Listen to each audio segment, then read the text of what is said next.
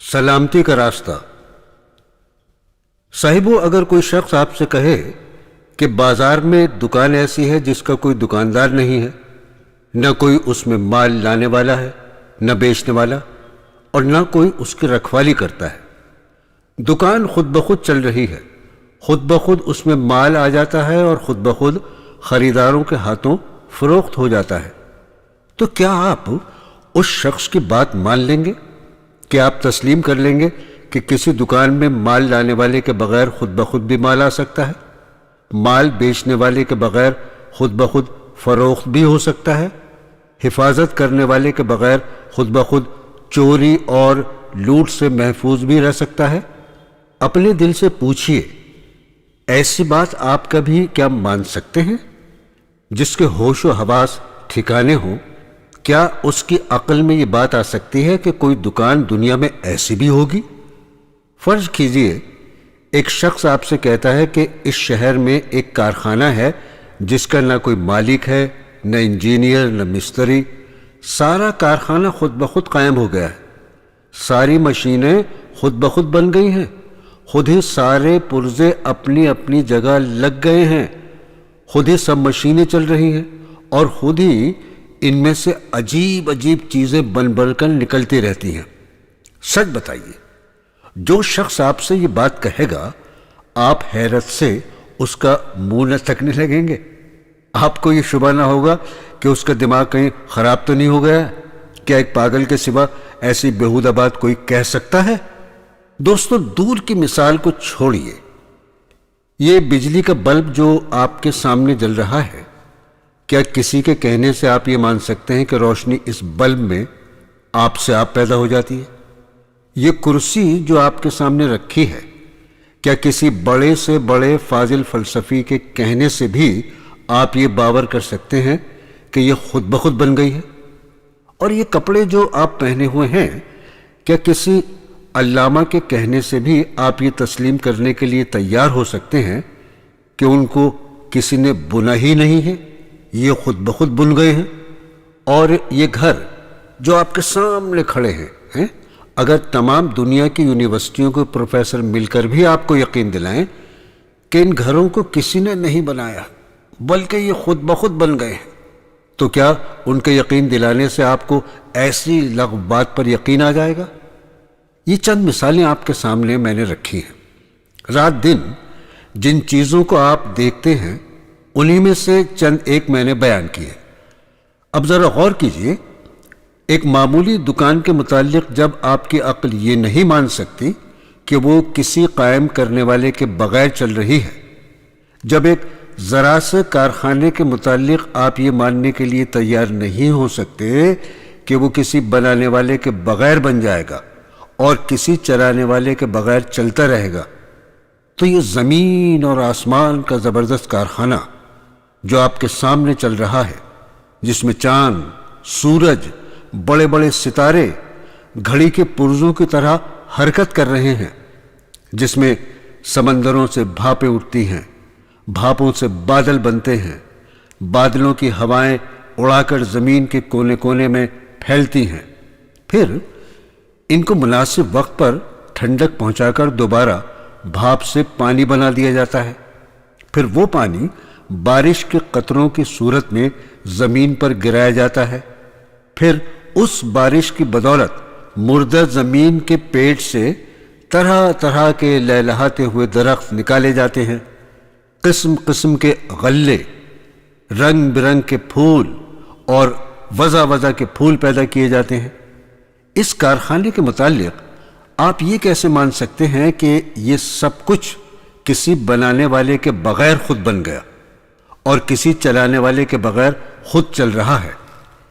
ایک ذرا سی کرسی، ایک گز بھر کپڑے، ایک چھوٹی سی دیوار کے متعلق کوئی کہہ دے کہ یہ چیزیں خود بنی ہیں، تو آپ فوراً فیصلہ کر دیں گے، ارے اس کا تو دماغ چل گیا ہے۔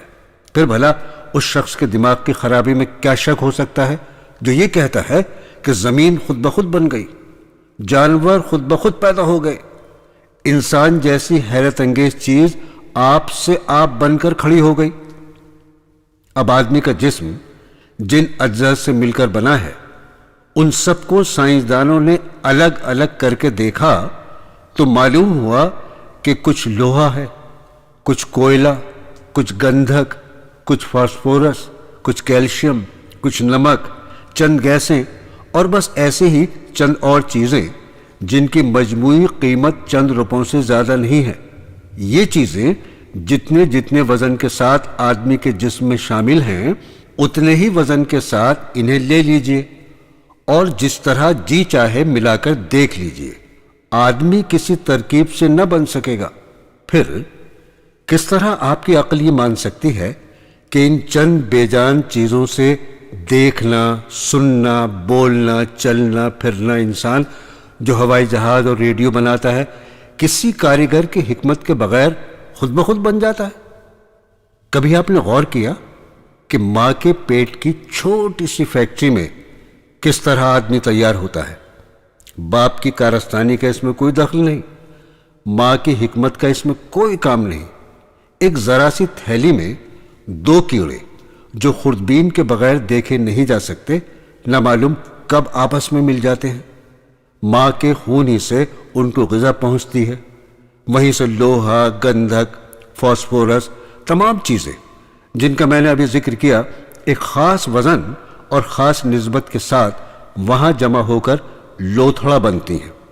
پھر اس لوتھڑے میں جہاں آنکھیں بننی چاہیے وہاں آنکھیں بنتی ہیں، جہاں کان بننے چاہیے وہاں کان بنتے ہیں، جہاں دماغ بننا چاہیے وہاں دماغ بنتا ہے، جہاں دل بننا چاہیے وہاں دل بنتا ہے۔ ہڈی اپنی جگہ پر، گوشت اپنی جگہ پر، غرض ایک ایک پرزہ اپنی اپنی جگہ پر ٹھیک بیٹھتا ہے۔ پھر اس میں جان پڑتی ہے۔ دیکھنے کی طاقت، سننے کی طاقت، چکھنے اور سونگھنے کی طاقت، بولنے کی طاقت، سوچنے اور سمجھنے کی طاقت اور نہ جانے کتنی بے حد اور بے حساب طاقتیں اس میں بھر جاتی ہیں۔ اس طرح جب انسان مکمل ہو جاتا ہے تو پیٹ کی وہی چھوٹی سی فیکٹری جہاں 9 مہینے تک وہ بن رہا تھا خود زور کر کے اسے باہر دھکیل دیتی ہے۔ اس فیکٹری سے ایک ہی طریقے پر لاکھوں انسان روز بروز بن کر نکل رہے ہیں، مگر ہر ایک کا نمونہ جدا ہے، شکل جدا ہے، رنگ مختلف ہے، آواز جدا ہے، قوتیں اور قابلیتیں سب جدا ہیں، طبیعتیں، خیالات جدا، اخلاق اور صفات جدا۔ ایک ہی ماں کے پیٹ سے نکلے ہوئے 2 سگے بھائی تک ایک دوسرے سے نہیں ملتے۔ یہ ایک ایسا کرشمہ ہے جسے دیکھ کر عقل دنگ رہ جاتی ہے۔ اس کرشمے کو دیکھ کر بھی جو شخص یہ کہتا ہے کہ یہ کام کسی زبردست حکمت والے، زبردست قدرت والے، زبردست علم اور بے نظیر کمالات والے خدا کے بغیر ہو رہا ہے یا ہو سکتا ہے، یقیناً اس کا دماغ درست نہیں ہے۔ اس کو عقل مند سمجھنا عقل کی توہین کرنا ہے۔ کم از کم میں تو ایسے شخص کو اس قابل نہیں سمجھتا کہ کسی معقول مسئلے پر اس سے گفتگو کروں۔ اچھا اب ذرا اور آگے چلیے۔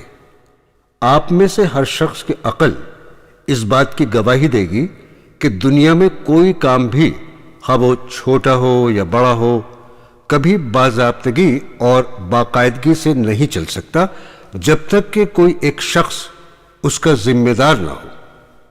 ایک مدرسے کے 2 ہیڈ ماسٹر، ایک محکمے کے 2 ڈائریکٹر، ایک فوج کے 2 سپہ سالار، ایک سلطنت کے 2 رئیس یا بادشاہ کبھی آپ نے سنے ہیں؟ اور کہیں ایسا ہو تو کیا آپ سمجھتے ہیں کہ ایک دن کے لیے بھی انتظام ٹھیک ہو سکتا ہے؟ آپ اپنی زندگی کے چھوٹے چھوٹے معاملات میں اس کا تجربہ کرتے ہیں کہ جہاں کوئی کام ایک سے زیادہ آدمیوں کی ذمہ داری پر چھوڑا جاتا ہے وہاں سخت بد انتظامی ہوتی ہے، لڑائی جھگڑے ہوتے ہیں اور آخر ساجھی کی ہنڈیا چوراہے پر پھوٹ کر رہتی ہے۔ انتظام، باقاعدگی، ہمواری اور خوش اسلوبی دنیا میں جہاں کہیں بھی آپ دیکھتے ہیں وہاں لازمی طور پر کوئی ایک طاقت کار فرما ہوتی ہے، کوئی ایک ہی وجود با اختیار اور با اقتدار ہوتا ہے اور کسی ایک کے ہاتھ میں سررشتہ کار ہوتا ہے۔ اس کے بغیر انتظام کا آپ تصور نہیں کر سکتے۔ یہ ایسی سیدھی سی بات ہے کہ کوئی شخص جو تھوڑی سی عقل بھی رکھتا ہو اسے ماننے میں تأمل نہ کرے گا۔ اس بات کو ذہن میں رکھ کر ذرا اپنے گرد و پیش کی دنیا پر نظر ڈالیے۔ یہ زبردست کائنات جو آپ کے سامنے پھیلی ہوئی ہے، یہ کروڑوں سیارے جو آپ کو گردش کرتے ہوئے نظر آتے ہیں، یہ زمین جس پر ہم رہتے ہیں، یہ چاند جو راتوں کو نکلتا ہے، یہ سورج جو صبح کو طلوع ہوتا ہے، یہ زہرہ، یہ مریخ، یہ عطارد، یہ مشتری اور یہ دوسرے بے شمار تارے جو گیندوں کی طرح گھوم رہے ہیں۔ دیکھیے ان سب کے گھومنے میں کیسی سخت باقاعدگی ہے۔ کبھی رات اپنے وقت سے پہلے آتی ہوئی آپ نے دیکھی، کبھی دن وقت سے پہلے نکلتے ہوئے دیکھا ہے، کبھی چاند زمین سے ٹکرایا، کبھی سورج اپنا راستہ چھوڑ کر ہٹا، کبھی کسی اور ستارے کو آپ نے ایک بال برابر بھی اپنی گردش کی راہ سے ہٹتے ہوئے دیکھا یا سنا؟ یہ کروڑہ سیارے جن میں سے بعض ہماری زمین سے لاکھوں گنے بڑے ہیں اور بعض سورج سے بھی ہزاروں گنے بڑے، یہ سب گھڑی کے پرزوں کی طرح ایک زبردست ضابطے میں کسے ہوئے اور ایک بندھے ہوئے حساب کے مطابق اپنی اپنی مقررہ رفتار کے ساتھ اپنے اپنے مقررہ راستے پر چل رہے ہیں۔ نہ کسی کی رفتار میں ذرہ برابر بھی فرق آتا ہے، نہ کوئی اپنے راستے سے بال برابر ٹل سکتا ہے۔ ان کے درمیان جو نسبتیں قائم کر دی گئی ہیں، اگر ان میں ایک پل کے لیے بھی ذرا سا فرق آ جائے تو سارا نظام عالم درہم برہم ہو جائے۔ جس طرح ریلیں ٹکراتی ہیں اسی طرح سیارے ایک دوسرے سے ٹکرا جائیں۔ یہ تو آسمان کی باتیں ہیں، ذرا اپنی زمین اور اپنی ذات پر نظر ڈالیے اور دیکھیے اس مٹی کی گیند پر یہ سارا زندگی کا کھیل جو آپ دیکھ رہے ہیں، یہ سب چند بندھے ہوئے ضابطوں کی بدولت قائم ہے۔ زمین کی کشش نے ساری چیزوں کو اپنے حلقے میں باندھ رکھا ہے۔ ایک سیکنڈ کے لیے بھی اگر وہ اپنی گرفت چھوڑ دے تو سارا کارخانہ بکھر جائے۔ اس کارخانے میں جتنے کل پرزے کام کر رہے ہیں سب کے سب ایک قاعدے کے پابند ہیں اور اس قاعدے میں کبھی فرق نہیں آتا۔ ہوا اپنے قاعدے کی پابندی کر رہی ہے، پانی اپنے قاعدے میں بندھا ہوا ہے، روشنی کے لیے جو قاعدہ ہے اس کی وہ متی ہے، گرمی اور سردی کے لیے جو ضابطے ہیں اس کے وہ غلام ہیں۔ مٹی، پتھر، دھاتیں، بجلی، اسٹیم، درخت، جانور، کسی کی بھی یہ مجال نہیں کہ اپنی حد سے بڑھ جائے یا اپنی خاصیتوں کو بدل دے یا اس کام کو چھوڑ دے جو اس کے سپرد کیا گیا ہے۔ پھر اپنی حد کے اندر اپنے ضابطے کی پابندی کرنے کے ساتھ اس کارخانے کے سارے پرزے ایک دوسرے کے ساتھ مل کر کام کر رہے ہیں، اور دنیا میں جو کچھ بھی ہو رہا ہے سب اسی وجہ سے ہو رہا ہے کہ یہ ساری چیزیں اور ساری قوتیں مل کر کام کر رہی ہیں۔ ایک ذرا سے بیج کی ہی مثال لے لیجئے جس کو آپ زمین میں بوتے ہیں، وہ کبھی پرورش پا کر درخت بن ہی نہیں سکتا جب تک کہ زمین اور آسمان کی ساری قوتیں مل کر اس کی پرورش میں حصہ نہ لیں۔ زمین اپنے خزانوں سے اس کو غذا دیتی ہے، سورج اس کی ضرورت کے مطابق اسے گرمی پہنچاتا ہے، پانی سے جو کچھ وہ مانگتا ہے وہ پانی دیتا ہے، ہوا سے جو کچھ وہ طلب کرتا ہے وہ ہوا دیتی ہے، راتیں اسے ٹھنڈک اور اوس بہم پہنچاتی ہیں، دن اسے گرمی پہنچا کر پختگی کی طرف لے جاتا ہے۔ اسی طرح مہینوں اور برسوں تک مسلسل ایک باقاعدگی کے ساتھ یہ سب مل کر اسے پالتے پوستے ہیں، تب جا کر کہیں درخت بنتا ہے اور اس میں پھل آتے ہیں۔ آپ کی یہ ساری فصلیں جن کے بل بوتے پر آپ جی رہے ہیں، انہی بے شمار مختلف قوتوں کے بالاتفاق کام کرنے ہی کی وجہ سے تیار ہوتی ہیں، بلکہ آپ خود زندہ اسی وجہ سے ہیں کہ زمین اور آسمان کی تمام طاقتیں متفقہ طور پر آپ کی پرورش میں لگی ہوئی ہیں۔ اگر تنہا ایک ہوا ہی اس متفقہ کاروبار سے الگ ہو جائے تو آپ ختم ہو جائیں۔ اگر پانی، ہوا اور گرمی کے ساتھ موافقت کرنے سے انکار کر دے تو آپ پر بارش کا ایک قطرہ نہ برس سکے۔ اگر مٹی پانی کے ساتھ اتفاق کرنا چھوڑ دے تو آپ کے باغ سوکھ جائیں، آپ کی کھیتیاں کبھی نہ پکیں اور آپ کے مکان کبھی نہ بن سکے۔ اگر دیا سلائی کی رگڑ سے آگ پیدا ہونے پر راضی نہ ہو تو آپ کے چولہے ٹھنڈے ہو جائیں اور آپ کے سارے کارخانے یکلخت بیٹھ جائیں۔ اگر لوہا آگ کے ساتھ تعلق رکھنے سے انکار کر دے تو آپ ریلیں اور موٹریں تو درکنار ایک سوئی اور چھری تک نہیں بنا سکیں گے۔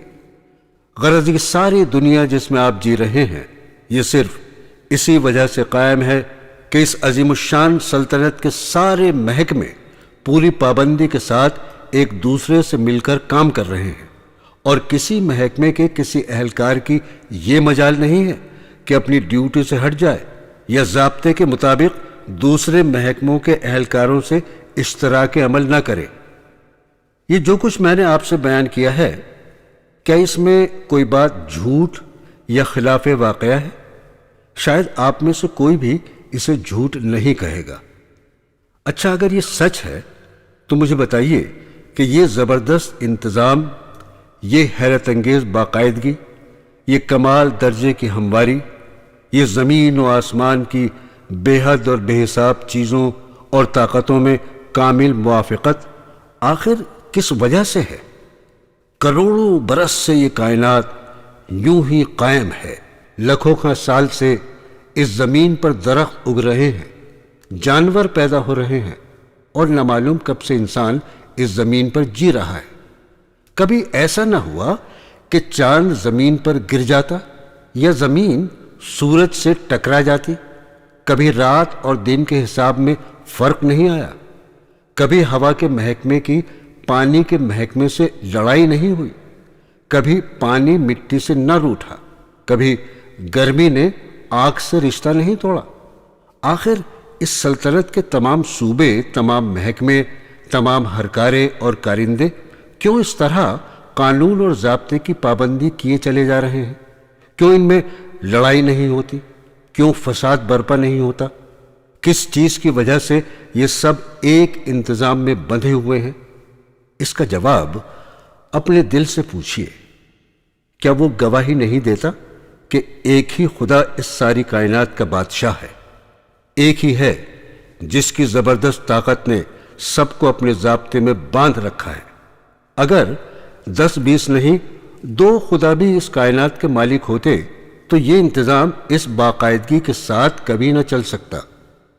ایک ذرا سے مدرسے کا انتظام تو 2 ہیڈ ماسٹروں کی ہیڈ ماسٹری برداشت نہیں کر سکتا، پھر بھلا اتنی بڑی زمین و آسمان کی سلطنت 2 خداؤں کی خدائی میں کیسے چل سکتی تھی؟ پس واقعہ صرف اتنا ہی ہے کہ دنیا کسی بنانے والے کے بغیر نہیں بنی ہے، بلکہ یہ بھی واقعہ ہے کہ اس کو ایک ہی نے بنایا ہے۔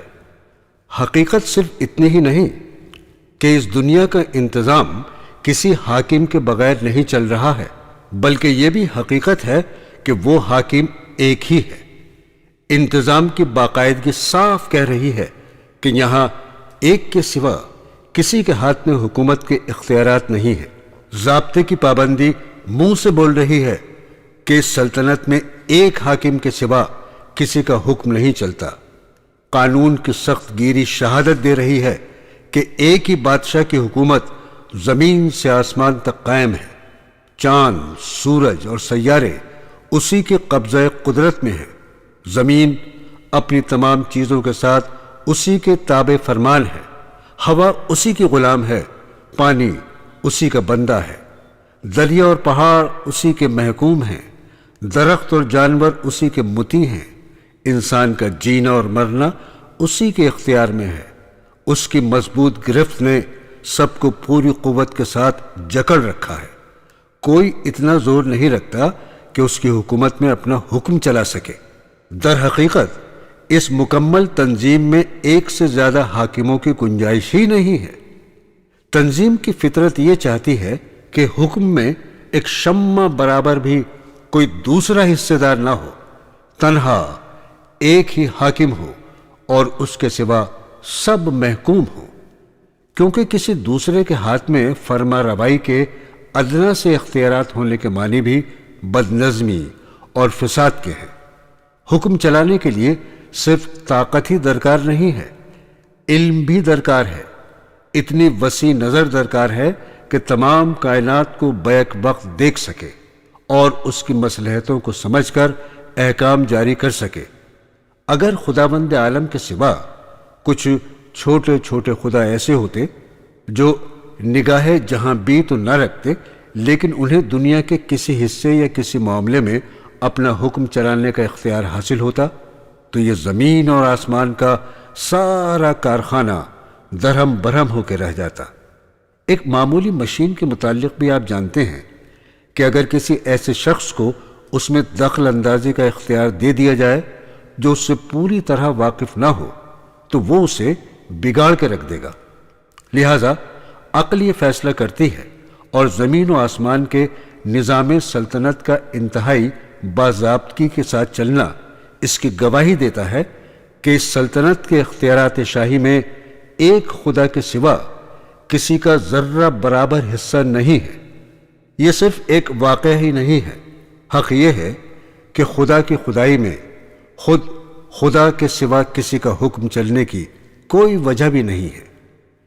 جن کو اس نے اپنے دست قدرت سے بنایا ہے، جو اس کی مخلوق ہیں، جن کی ہستی اس کی عنایت سے قائم ہے، جو اس سے بے نیاز ہو کر خود اپنے بلبوتے پر ایک لمحے کے لیے بھی موجود نہیں رہ سکتے، ان میں سے کسی کی یہ حیثیت کب ہو سکتی ہے کہ خدائی میں اس کا حصہ دار بن جائے؟ کیا کسی نوکر کو آپ نے ملکیت میں آقا کا شریک ہوتے ہوئے دیکھا ہے؟ کیا آپ کی عقل میں یہ بات آتی ہے کہ کوئی مالک اپنے غلام کو اپنا ساجی بنا لے؟ کیا خود آپ میں سے کوئی شخص اپنے ملازموں میں سے کسی کو اپنی جائیداد میں یا اپنے اختیارات میں حصے دار بناتا ہے؟ اس بات پر جب آپ غور کریں گے تو آپ کا دل گواہی دے گا کہ خدا کی اس سلطنت میں کسی بندے کو خود مختارانہ فرما روائی کا کوئی حق حاصل ہی نہیں ہے۔ ایسا ہونا نہ صرف واقعے کے خلاف ہے، نہ صرف عقل اور فطرت کے خلاف ہے، بلکہ حق کے خلاف بھی ہے۔ صاحبو، یہ بنیادی حقیقتیں ہیں جن پر اس دنیا کا پورا نظام ٹکا ہوا ہے۔ آپ اس دنیا سے الگ نہیں ہیں، بلکہ اس کے اندر اس کے ایک جزو کی حیثیت سے رہتے ہیں۔ لہذا آپ کی زندگی کے لیے بھی یہ حقیقتیں اسی طرح بنیادی ہیں جس طرح کل جہاں کے لیے ہیں۔ آج یہ سوال آپ میں سے ہر شخص کے لیے اور دنیا کے تمام انسانوں کے لیے ایک پریشان کن گتھی بنا ہوا ہے کہ آخر ہم انسانوں کی زندگی سے امن و چین کیوں رخصت ہو گیا؟ کیوں آئے دن مصیبتیں ہم پر نازل ہو رہی ہیں؟ کیوں ہماری زندگی کی کل بگڑ گئی ہے؟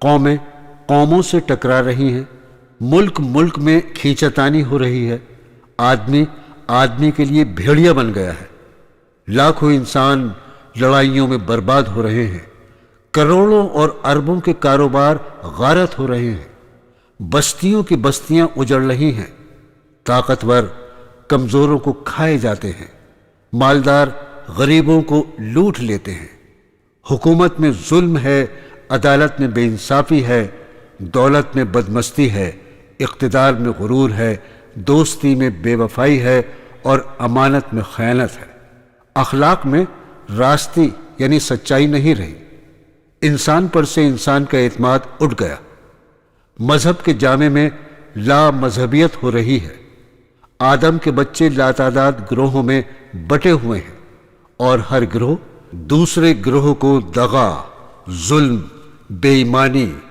اور نہ جانے کیا کیا نقصان پہنچا رہا ہے اور اسے سمجھ رہا ہے کہ یہ کار ثواب ہے۔ یہ ساری خرابیاں کس وجہ سے ہیں؟ خدا کی خدائی میں اور جس طرف بھی ہم دیکھتے ہیں امن ہی امن نظر آتا ہے۔ ستاروں میں امن ہے، ہوا میں امن ہے، پانی میں امن ہے، درختوں اور جانوروں میں امن ہے، تمام مخلوقات کا انتظام پورے امن کے ساتھ چل رہا ہے، کہیں فساد یا بدنظمی کا نشان نہیں پایا جاتا، مگر ایک انسان کی زندگی کیوں اس نعمت سے محروم ہو گئی؟ یہ ایک بڑا سوال ہے جسے حل کرنے میں لوگوں کو سخت پریشانی پیش آ رہی ہے، مگر میں پورے اطمینان کے ساتھ اس کا جواب دینا چاہتا ہوں۔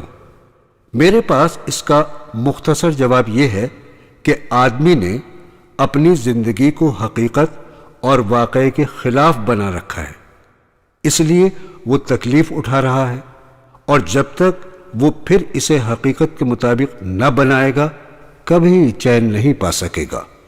آپ چلتی ہوئی ریل کے دروازے کو اپنے گھر کا دروازہ سمجھ بیٹھے اور اسے کھول کر بے تکلف اس طرح باہر نکل آئیں جیسے اپنے مکان کے صحن میں قدم رکھ رہے ہیں، تو آپ کی اس غلطی سے نہ ریل کا دروازہ گھر کا دروازہ بن جائے گا اور نہ وہ میدان جہاں آپ گریں گے گھر کا صحن ثابت ہوگا۔ آپ کے اپنی جگہ کچھ سمجھ بیٹھنے سے حقیقت ذرا بھی نہیں بدلے گی۔ تیز دوڑتی ہوئی ریل کے دروازے سے جب آپ باہر تشریف لائیں گے تو اس کا جو نتیجہ ظاہر ہونا ہے وہ ظاہر ہو کر ہی رہے گا، خواہ ٹانگ اور سر پھٹنے کے بعد بھی آپ یہ تسلیم نہ کریں کہ آپ نے جو کچھ سمجھا تھا غلط سمجھا تھا۔ بالکل اسی طرح اگر آپ یہ سمجھ بیٹھیں کہ اس دنیا کا کوئی خدا نہیں ہے، یا آپ خود اپنے خدا بن بیٹھیں، یا خدا کے سوا کسی اور کی خدائی مان لیں، تو آپ کے ایسا سمجھنے یا مان لینے سے حقیقت ہرگز نہیں بدلے گی۔ خدا خدا ہی رہے گا۔ اس کی زبردست سلطنت جس میں آپ محض رعیت کی حیثیت سے رہتے ہیں پورے اختیارات کے ساتھ اسی کے قبضے میں رہے گی۔ البتہ آپ اپنی غلط فہمی کی وجہ سے جو طرز زندگی اختیار کریں گے اس کا نہایت برا خمیازہ آپ کو بھگتنا پڑے گا، خواہ آپ تکلیفیں اٹھانے کے بعد بھی اپنی اس غلط زندگی کو بجائے خود صحیح ہی سمجھتے ہیں۔ پہلے میں عرض کر چکا ہوں، اسے ذرا اپنی یاد میں پھر تازہ کر لیجئے۔ خداوند عالم کسی کے بنانے سے خدائے عالم نہیں بنا ہے، وہ اس کا محتاج نہیں ہے کہ آپ اس کی خدائی مانیں تو وہ خدا ہے۔ آپ خواہ مانیں یا نہ مانیں وہ تو خود خدا ہے، اس کی خدائی خود اپنے زور پر قائم ہے۔ اس نے آپ کو اور اس دنیا کو خود بنایا ہے۔ یہ زمین، یہ چاند اور سورج اور یہ ساری کائنات اسی کے حکم کے تابع ہے۔ اس کائنات میں جتنی قوتیں کام کر رہی ہیں سب اسی کے زیر حکم ہیں۔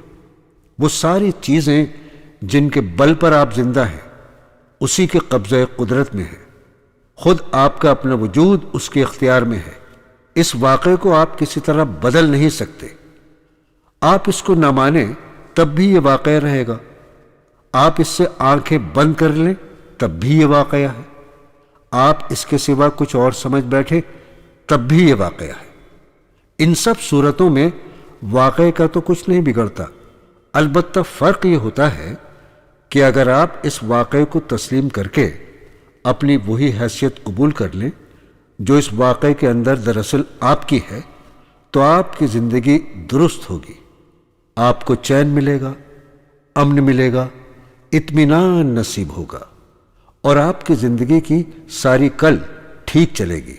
اور اگر آپ نے واقعے کے خلاف کوئی اور حیثیت اختیار کی تو انجام وہی ہوگا جو چلتی ہوئی ریل کے دروازے کو اپنے گھر کا دروازہ سمجھ کر قدم باہر نکالنے کا ہوتا ہے۔ چوٹ آپ خود کھائیں گے، ٹانگ آپ کی ٹوٹے گی، سر آپ کا پھٹے گا، تکلیف آپ کو پہنچے گی، واقعہ جیسا تھا ویسا ہی رہے گا۔ آپ سوال کریں گے کہ اس واقعے کے مطابق ہماری صحیح حیثیت کیا ہے؟ تو میں چند لفظوں میں اس کی تشریح کیے دیتا ہوں۔ اگر کسی نوکر کو آپ تنخواہ دے کر پال رہے ہوں تو بتائیے اس نوکر کی اصلی حیثیت کیا ہے؟ یہی نا آپ کی نوکری بجا لائے، آپ کے حکم کی اطاعت کرے، آپ کی مرضی کے مطابق کام کرے اور نوکری کی حد سے نہ بڑھے۔ نوکر کا کام آخر نوکری کے سوا اور کیا ہو سکتا ہے؟ آپ اگر افسر ہوں اور کوئی آپ کے ماتحت ہو تو ماتحت کا کام کیا ہے؟ یہی نہ کہ وہ ماتحت ہی کرے، افسری کی ہوا میں نہ رہے۔ اگر آپ کسی جائیداد کے مالک ہوں تو اس جائیداد میں آپ کی خواہش کیا ہوگی؟ یہی نہ کہ اس میں آپ کی مرضی چلے، جو کچھ آپ چاہیں وہی ہو، اور آپ کی مرضی کے خلاف پتہ بھی نہ ہلے۔ آپ پر اگر کوئی بادشاہی مسلط ہو اور تمام قوتیں اس کے ہاتھ میں ہوں تو ایسی بادشاہی کی موجودگی میں آپ کی حیثیت کیا ہو سکتی ہے؟ یہی نہ آپ سیدھی طرح رعیت بن کر رہنا قبول کریں اور شاہی قانون کی فرما برداری سے قدم باہر نہ نکالیں۔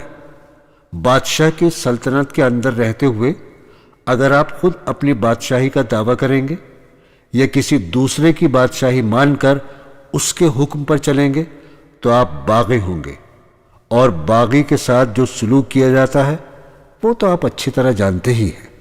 ان مثالوں سے آپ خود سمجھ سکتے ہیں کہ خدا کی اس سلطنت میں آپ کی اصلی حیثیت کیا ہے۔ آپ کو اس نے بنایا ہے، قدرتی طور پر آپ کا کوئی کام اس کے سوا نہیں ہے کہ اپنے بنانے والے کی مرضی پر چلیں۔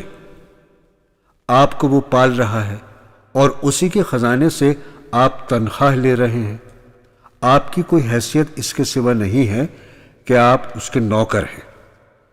آپ کا اور ساری دنیا کا وہ افسر ہے، اس کی افسری میں آپ کی حیثیت ماتحتی کے سوا اور کچھ نہیں ہو سکتی۔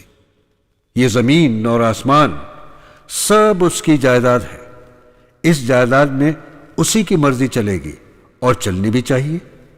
آپ کو یہاں اپنی مرضی چلانے کا کوئی حق نہیں ہے۔ اپنی مرضی آپ چلانے کی کوشش کریں گے تو منہ کی کھائیں گے۔ اس سلطنت میں اس کی بادشاہی اس کے اپنے زور پر قائم ہے۔ زمین اور آسمان کے سارے محکمے اس کے قبضے میں ہیں۔ آپ خود چاہے راضی ہوں یا ناراض، بہرحال اس کی رعیت ہیں، یعنی جنتا ہیں آپ کی اور کسی انسان کی بھی، خواہ وہ چھوٹا ہو یا بڑا، کوئی دوسری حیثیت رعیت ہونے کے سوا نہیں ہے۔ اسی کا قانون اس سلطنت میں قانون ہے اور اسی کا حکم ہے۔ رعیت میں سے کسی کو یہ دعویٰ کرنے کا حق نہیں ہے کہ میں ہز میجسٹی ہوں یا ہز ہائینس ہوں یا ڈکٹیٹر اور خود مختار ہوں۔ نہ کسی شخص یا پارلیمنٹ یا اسمبلی یا کونسل کو اختیار حاصل ہے کہ اس سلطنت میں خدا کے بجائے خود اپنا قانون بنائے اور خدا کی رعیت سے کہے کہ ہمارے اس قانون کی پیروی کرو۔ نہ کسی انسانی حکومت کو یہ حق پہنچتا ہے کہ خدا کے حکم سے بے نیاز ہو کر خود حکم چلائے اور خدا کے بندوں سے کہے کہ ہمارے اس حکم کی اطاعت کرو۔ نہ کسی انسان یا انسانوں کے کسی گروہ کے لیے یہ جائز ہے کہ اصلی بادشاہ کی رعیت بننے کی بجائے بادشاہی کے جھوٹے مدعیوں میں سے کسی کی رعیت بننا قبول کرے۔ اصل بادشاہ کے قانون کو چھوڑ کر جھوٹے قانون سازوں کا قانون تسلیم کرے اور اصلی حکمراں سے منہ موڑ کر جھوٹ موٹ کی ان حکومتوں کا حکم ماننے لگے۔ یہ تمام صورتیں بغاوت کی ہیں۔ خود بادشاہی کے اختیارات کا دعویٰ کرنا یا ایسے کسی مدعی کے دعوے کو قبول کرنا، دونوں حرکتیں رعیت کے لیے بغاوت کا حکم رکھتی ہیں، اور اس کی سزا ان دونوں کو ملنی یقینی ہے، خواہ جلدی ملے یا دیر میں۔ آپ کی اور ایک ایک انسان کی پیشانی کے بال خدا کی مٹھی میں ہیں، جب چاہے پکڑ کر گھسیٹ لے۔ زمین اور آسمان کی اس سلطنت میں بھاگ جانے کی طاقت کسی میں نہیں ہے۔ آپ اس سے بھاگ کر کہیں بھی پناہ نہیں لے سکتے۔ مٹی میں مل کر آپ کا ایک ایک ذرہ بھی اگر منتشر ہو جائے، آگ میں جل کر خواہ آپ کی راکھ ہو اور وہ پھیل جائے، پانی میں بہہ کر خواہ آپ مچھلیوں کی خوراک بنیں یا سمندر کے پانی میں گھل جائیں، ہر جگہ سے خدا آپ کو پکڑ لے گا۔ ہوا اس کے غلام ہے، زمین اس کی بندی ہے، پانی اور اس کی مچھلیاں سب اس کے حکم کے تابع ہیں۔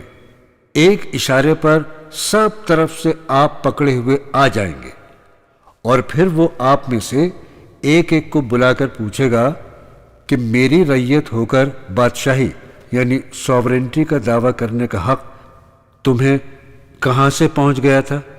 میرے ملک میں اپنا حکم چلانے کے اختیارات تم کہاں سے لائے تھے؟ میری سلطنت میں اپنا قانون جاری کرنے والے تم کون تھے؟ میرے بندے ہو کر دوسروں کی بندگی کرنے پر تم کیسے راضی ہو گئے؟ میرے نوکر ہو کر تم نے دوسروں کا حکم مانا، مجھ سے تنخواہ لے کر دوسروں کو ان داتا اور رازق سمجھا، میرے غلام ہو کر دوسروں کی غلامی کی، میری بادشاہی میں رہتے ہوئے دوسروں کے قانون کو قانون سمجھا اور دوسروں کے فرامین کی اطاعت کی۔ یہ بغاوت کس طرح تمہارے لیے جائز ہو گئی تھی؟ فرمائیے، آپ میں سے کسی کے پاس اس الزام کا جواب ہے؟ کون سے وکیل صاحب وہاں اپنے قانونی داؤ پیچ سے بچاؤ کی صورت نکال سکیں گے؟ اور کون سے سفارش پر آپ بھروسہ رکھتے ہیں کہ وہ آپ کو اس بغاوت کے جرم کی سزا بھگتنے سے بچا لے گی؟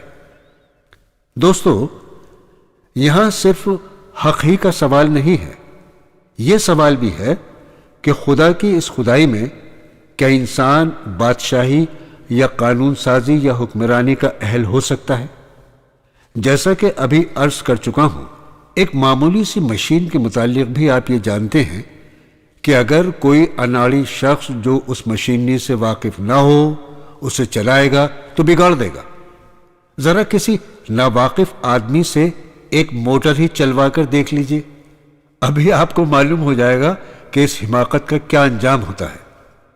اب ذرا خود سوچئے کہ لوہے کی ایک مشین کا حال جب یہ ہے کہ صحیح علم کے بغیر اس کو استعمال نہیں کیا جا سکتا، تو انسان جس کی نفسیات انتہا درجے کی پیچیدہ ہیں، جس کی زندگی کے معاملات بے شمار پہلو رکھتے ہیں اور ہر پہلو میں لاکھوں گتھیاں ہیں، اس کی پیچ در پیچ مشینری کو وہ لوگ چلا سکتے ہیں جو دوسروں کو جاننا اور سمجھنا تو درکنار خود اپنے آپ کو بھی اچھی طرح نہیں جانتے اور نہیں سمجھتے۔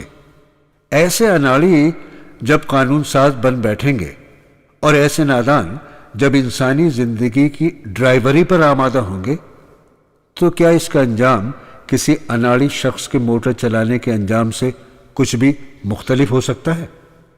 یہی وجہ ہے کہ جہاں خدا کے بجائے انسانوں کا بنایا ہوا قانون مانا جا رہا ہے، اور جہاں خدا کی اطاعت سے بے نیاز ہو کر انسان حکم چلا رہے ہیں اور انسان ان کا حکم مان رہے ہیں، وہاں کسی جگہ بھی امن نہیں ہے، کسی جگہ بھی آدمی کو چین نصیب نہیں ہے، کسی جگہ بھی زندگی کی کوئی کل سیدھی نہیں چلتی۔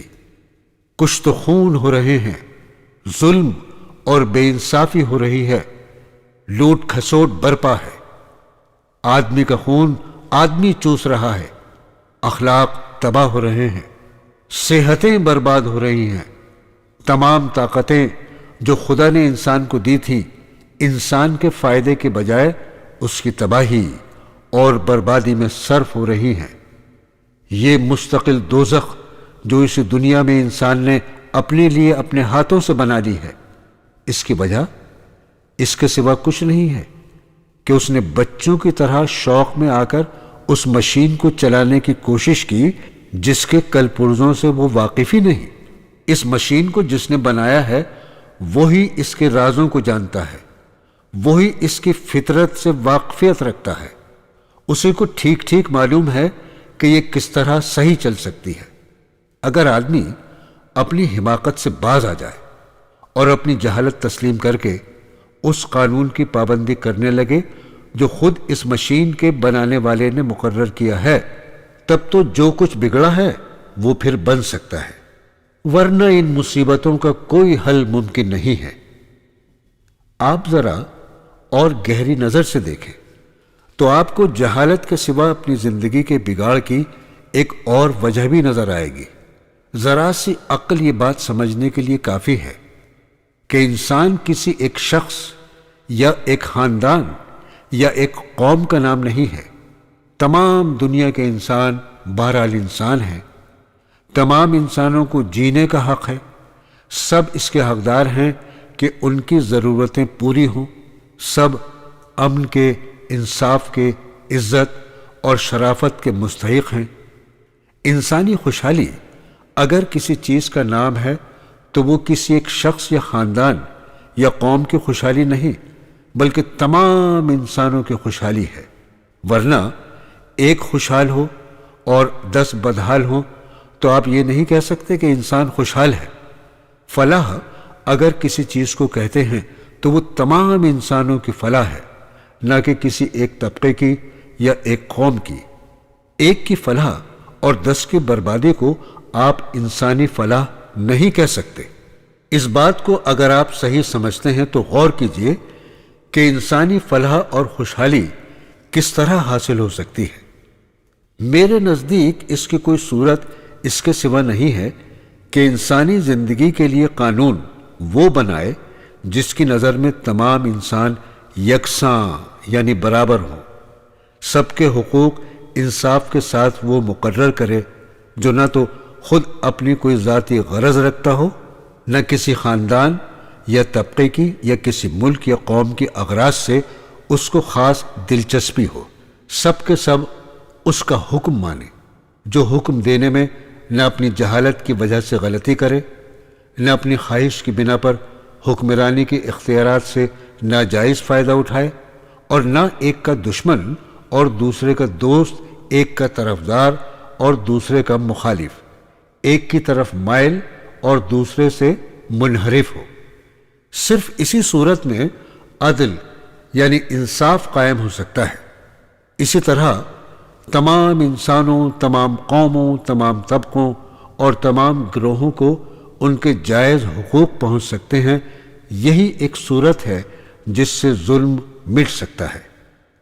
اگر یہ بات بھی درست ہے تو پھر میں آپ سے پوچھتا ہوں کہ کیا دنیا میں کوئی انسان بھی ایسا بے لاگ، ایسا غیر جانبدار، ایسا بے غرض اور اس قدر انسانی کمزوریوں سے بالاتر ہو سکتا ہے؟ شاید آپ میں سے کوئی شخص میرے اس سوال کا جواب اثبات میں دینے کی جرات نہیں کرے گا۔ یہ شان صرف خدا ہی کی ہے، کوئی دوسرا اس شان کا نہیں ہے۔ انسان خواہ کتنے ہی بڑے دل گردے کا ہو، بہرحال وہ اپنے کچھ ذاتی اغراض و مقاصد رکھتا ہے، کچھ دلچسپیاں رکھتا ہے۔ کسی سے اس کا تعلق زیادہ ہے اور کسی سے کم، کسی سے اس کو محبت ہے اور کسی سے نہیں ہے۔ ان کمزوریوں سے کوئی انسان پاک نہیں ہو سکتا۔ یہی وجہ ہے کہ جہاں خدا کے بجائے انسانوں کا قانون مانا جاتا ہے اور خدا کے بجائے انسانوں کے حکم کی اطاعت کی جاتی ہے، وہاں کسی نہ کسی صورت میں ظلم اور بے انصافی ضرور موجود ہے۔ کچھ شاہی خاندانوں کو دیکھیے جو زبردستی اپنی طاقت کے بل بوتے پر امتیازی حیثیت حاصل کیے ہوئے ہیں۔ انہوں نے اپنے لیے وہ عزت، وہ ٹھاٹ باٹ، وہ آمدنی، وہ حقوق اور وہ اختیارات مخصوص کر رکھے ہیں جو دوسروں کے لیے نہیں ہیں۔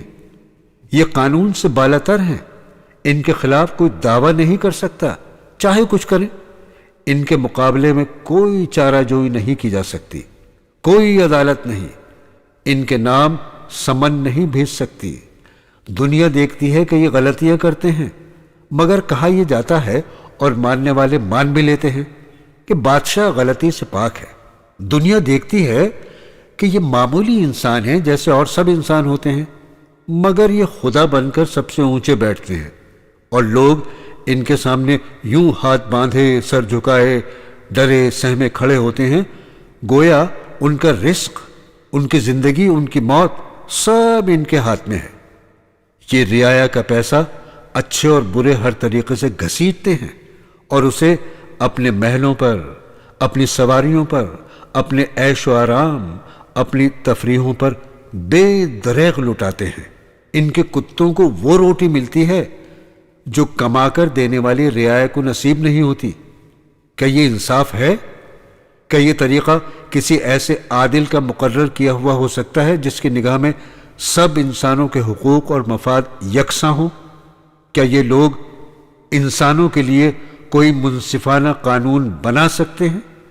ان برہمنوں اور پیروں کو دیکھیے، ان نوابوں اور رئیسوں کو دیکھیے، ان جاگیرداروں اور زمینداروں کو دیکھیے، ان ساہوکاروں اور مہاجنوں کو دیکھیے۔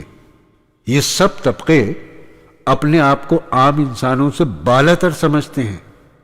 ان کے زور و اثر سے جتنے قوانین دنیا میں بنے ہیں وہ انہیں ایسے حقوق دیتے ہیں جو عام انسانوں کو نہیں دیے گئے۔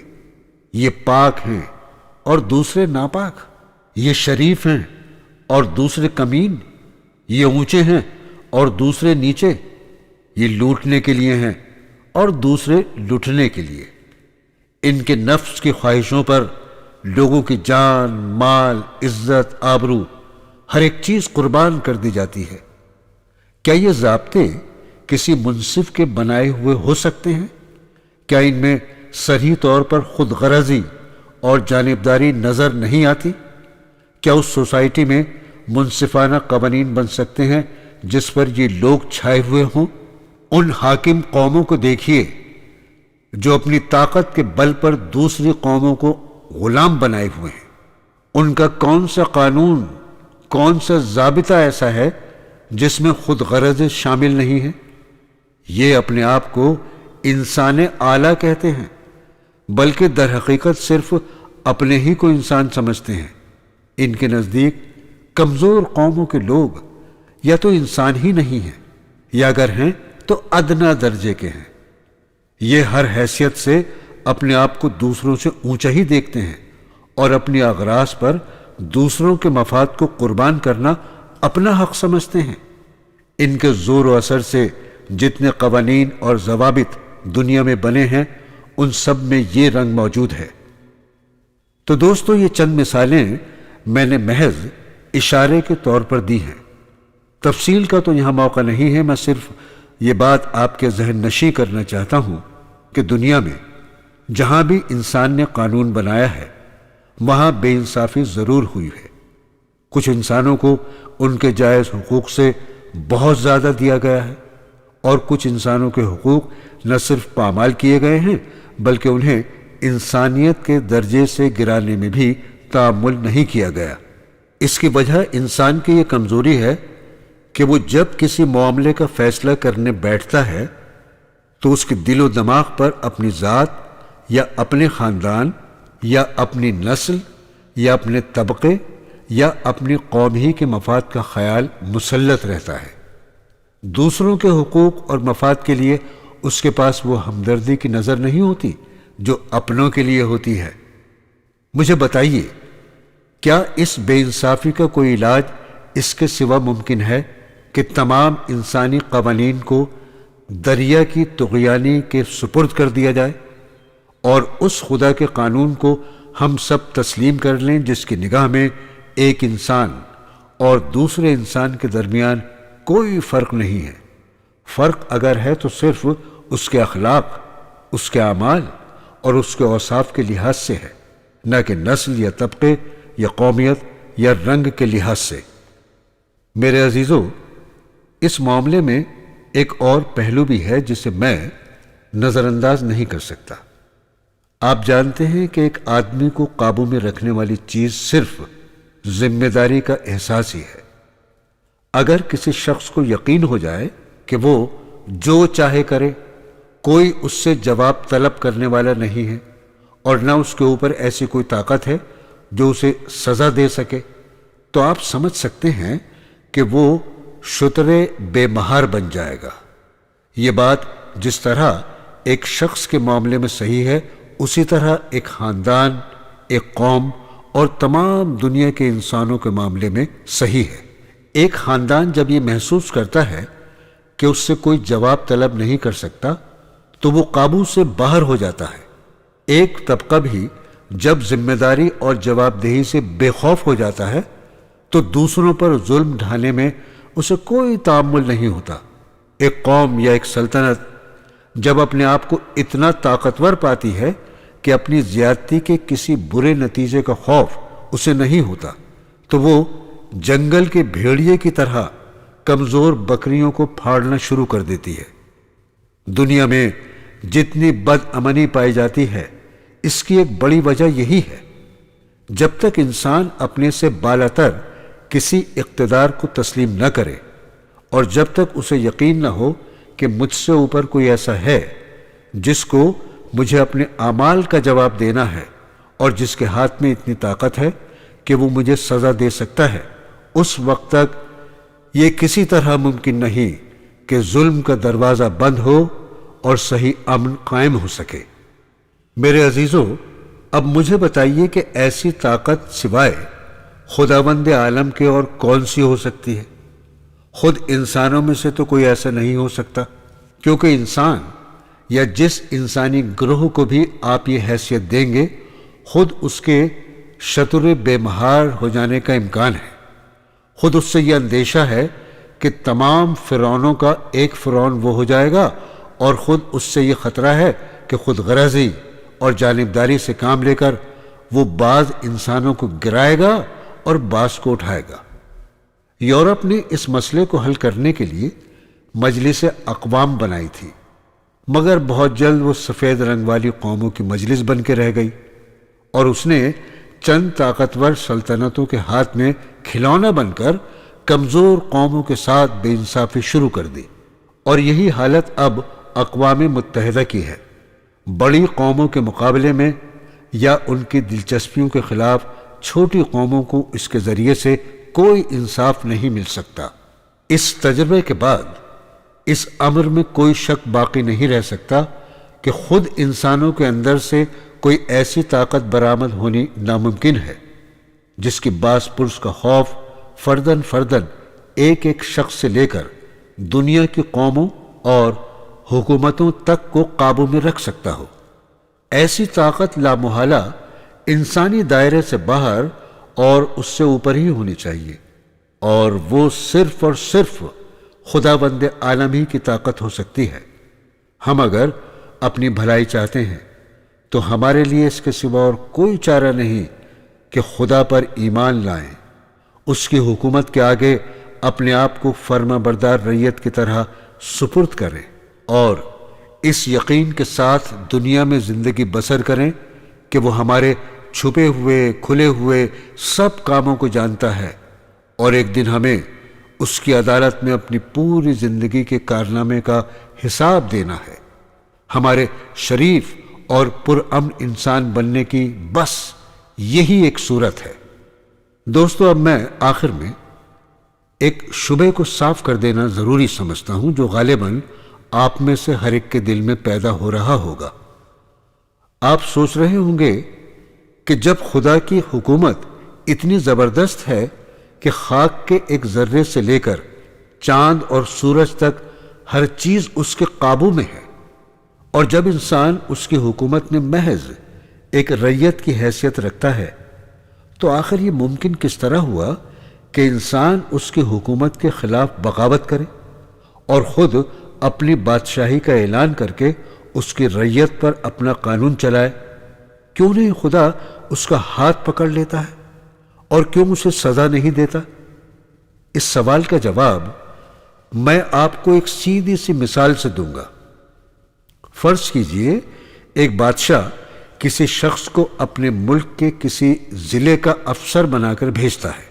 ملک بادشاہ ہی کا ہے، رعایا بھی اسی کی ہے، ریل، ٹیلی فون، تار، فوج اور دوسری تمام طاقتیں بھی بادشاہی کے ہاتھ میں ہیں۔ بادشاہ کی سلطنت اس ضلع پر چاروں طرف سے اس طرح چھائی ہوئی ہے کہ اس چھوٹے سے ضلع کا افسر اس کے مقابلے میں بالکل عاجز ہے۔ اگر بادشاہ چاہے تو اس کو پوری طرح مجبور کر سکتا ہے کہ اس کے حکم سے بال برابر منہ نہ موڑ سکے، لیکن بادشاہ اس افسر کی عقل کا، اس کے ظرف کا اور اس کی لیاقت کا امتحان لینا چاہتا ہے، اس لیے وہ اس پر سے اپنی گرفت اتنی ڈھیلی کر دیتا ہے کہ اسے اپنے اوپر کوئی بالاتر اقتدار محسوس نہیں ہوتا۔ اب اگر وہ افسر عقل مند، نمک حلال، فرش شناس اور وفادار ہے تو اس ڈھیلی گرفت کے باوجود اپنے آپ کو رعایا اور ملازمی سمجھتا رہے گا، بادشاہ کے ملک میں اسی کے قانون کے مطابق حکومت کرے گا، اور جو اختیارات بادشاہ نے اسے دیے ہیں اسے خود بادشاہ کی مرضی کے مطابق استعمال کرتا رہے گا۔ اس وفادارانہ طرز عمل سے اس کی اہلیت ثابت ہوگی اور بادشاہ اسے زیادہ بلند مرتبوں کے قابل پا کر ترقیوں پر ترقیاں دیتا چلا جائے گا۔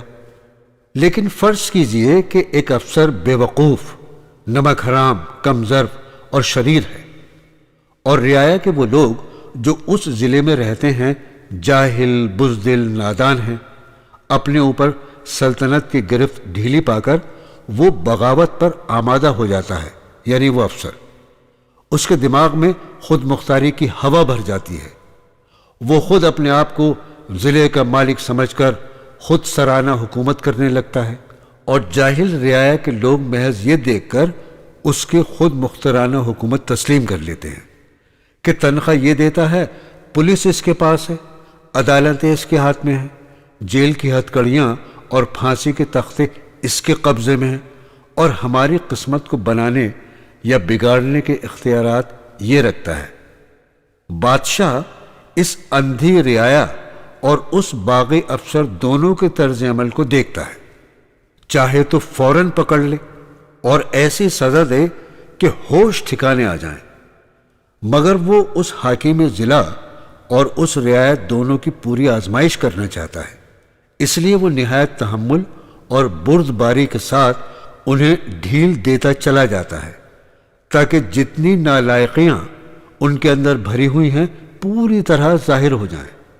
اس کی طاقت اتنی زبردست ہے کہ اسے اس بات کا خوف ہی نہیں ہے کہ یہ افسر کبھی زور پکڑ کر اس کا تخت چھین لے گا۔ اسے اس بات کا بھی کوئی اندیشہ نہیں ہے کہ یہ باغی اور نمک حرام لوگ اس کی گرفت سے نکل کر کہیں بھاگ جائیں گے۔ اس لیے اسے جلد بازی کے ساتھ فیصلہ کر دینے کی کوئی ضرورت نہیں۔ وہ سال ہر سال ڈھیل دیتا رہتا ہے، یہاں تک کہ جب یہ لوگ اپنی پوری خباثت کا اظہار کر چکے ہوتے ہیں اور کوئی کسر اس کے اظہار میں باقی نہیں رہتی، تب وہ ایک روز اپنا عذاب ان پر بھیجتا ہے، اور وہ ایسا وقت ہوتا ہے کہ کوئی تدبیر اس وقت انہیں اس کے عذاب سے نہیں بچا سکتی۔ دوستو، میں اور آپ اور خدا کے بنائے ہوئے یہ افسر سب کے سب اسی آزمائش میں مبتلا ہیں۔ ہماری عقل کا، ہمارے ظرف کا، ہماری فرض شناسی کا، ہماری وفاداری کا سخت امتحان ہو رہا ہے۔ اب ہم میں سے ہر شخص کو خود فیصلہ کرنا چاہیے کہ وہ اپنے اصلی بادشاہ کا نمک حلال افسر یا رعیت بننا پسند کرتا ہے یا نمک حرام۔ میں نے اپنی جگہ نمک حلالی کا فیصلہ کیا ہے، اور میں ہر اس شخص سے باغی ہوں جو خدا سے باغی ہے۔ آپ اپنے فیصلے میں مختار ہیں، چاہے تو یہ راستہ اختیار کریں یا وہ۔ ایک طرف وہ نقصانات اور وہ فائدے ہیں جو خدا کے یہ باغی ملازم پہنچا سکتے ہیں، اور دوسری طرف وہ نقصانات اور وہ فائدے ہیں جو خود خدا پہنچا سکتا ہے۔ دونوں میں سے آپ جس کو انتخاب کرنا چاہیں کر سکتے ہیں۔ وآخر الدعوانا ان الحمد للہ رب العالمین۔